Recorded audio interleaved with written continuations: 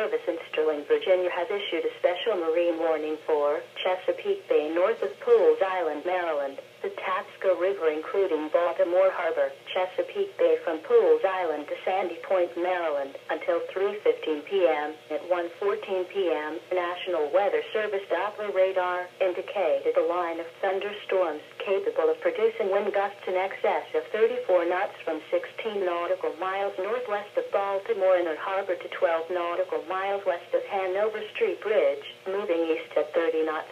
This line of thunderstorms will be near the Patapsco River including Baltimore Harbor, Pools Island, Miller Island. Wind gusts of at least 34 knots, locally high waves and dangerous lightning can be expected. Boaters should seek safe harbor immediately until the storm passes. Report severe weather to the Coast Guard or nearest law enforcement agency. They will relay your report to the National Weather Service.